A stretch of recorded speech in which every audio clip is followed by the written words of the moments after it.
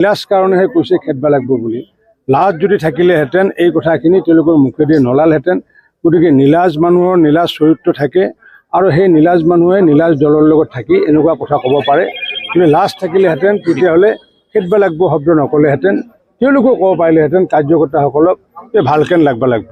অসম গণ পৰিষদ দলৰ যি আমাৰ ভৱানীপুৰ সৰভোগ সমষ্টিৰ যি কাৰ্যকৰ্তাসকলে আৰু বিশেষকৈ অসম গণ পৰিষদ দলৰ যি বৰপেটা আঞ্চলিক সমিতিয়ে মোক সম্পূৰ্ণৰূপে আগন্তুক দিনত তেওঁলোকে হাতে কামে লাগি দিয়াৰ কাৰণে ইতিমধ্যে মোক মাতি পেলাই তেখেতে আশ্বস্ত কৰিছে।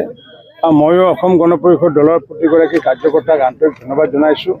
আৰু লগতে এইটো কথা কৈছোঁ যে পূৰ্বতে যিহেতু আমি এটা বক্তব্য ৰাখিছিলোঁ, লাগবা লাগিব বুলি যিটো বক্তব্য ৰাখিছিলোঁ, আমি এতিয়া নতুনকৈ যোৱাকালিৰ পৰা এই বক্তব্যটো লাগবা লাগিবৰ সলনি আমি এটা নতুন শব্দ সংযোজন কৰি দিছোঁ আৰু সেইটো হৈছে ভালকেন লাগবা লাগিব।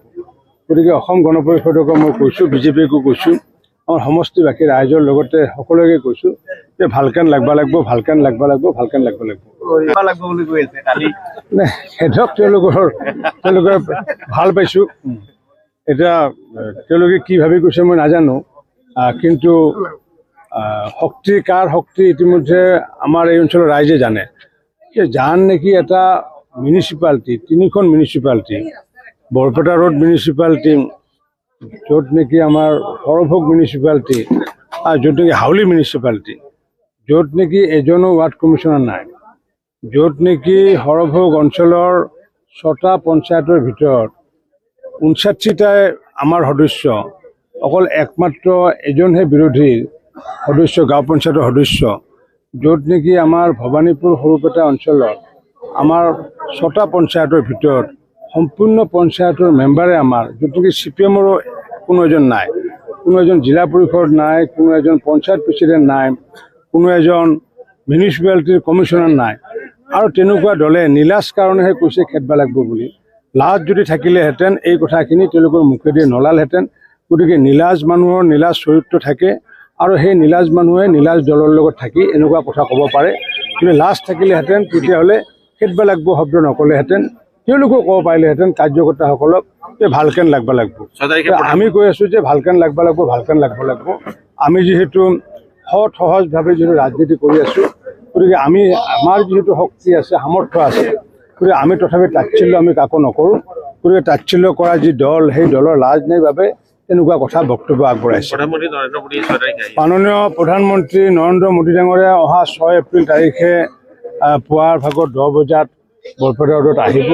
আৰু আমি পৰম সৌভাগ্য যে আমাৰ প্ৰায় 10 বছৰ পিছত 2016 চনত মাননীয় প্ৰধানমন্ত্ৰী নৰেন্দ্ৰ মোদী ডাঙৰীয়াই তেতিয়া আমাৰ হৈ পেলাই নিৰ্বাচনত সভা সম্বোধন কৰিবলৈ আহিছিলে। আৰু সেই একেখন বৰপেটা ৰোডৰ একেখন ষ্টেডিয়াম ফিল্ডত তেখেতে পুনৰ আহিব।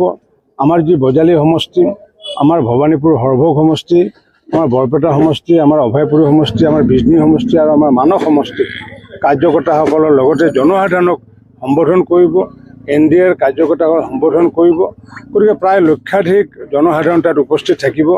মই সমূহ জনসাধাৰণকে উক্ত সভাত মই নিমন্ত্ৰণ জনাইছোঁ। আৰু বিশেষকৈ যিসমূহ দাঁতিকাষৰীয়া, বৰপেটা ৰোডৰ দাঁতিকাষৰীয়া, তেওঁলোকক প্ৰতিটো পৰিয়ালৰ পৰা এজন এজন যাতে কৃতজ্ঞতা স্বীকাৰ কৰিবলৈ, যাতে মোদী ডাঙৰীয়াক কৃতজ্ঞতা স্বীকাৰ কৰিব লাগে কৰাৰ কাৰণে যাতে প্ৰতিটো পৰিয়ালৰ এজন এজনকৈ যাতে উপস্থিত থাকে, তাৰ কাৰণে বিনম্ৰতাৰে মই আহ্বান জনাইছোঁ। এতিয়া মই এই দুটা সমষ্টিতে কনচেনট্ৰেট কৰিম। ইতিমধ্যে মই গোলকগঞ্জই হওক, বিলাচীপাৰাই হওক, বৰপেটাই হওক বা অভয়পুৰী হওক, এইবোৰত আমি সভা কৰিছোঁ।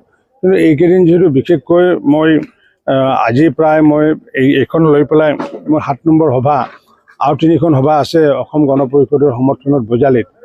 গতিকে এই 10খন সভা থাকিব। অহা কাইলৈও তেনেকুৱাকৈ প্ৰায় 12খন সভা থাকিব।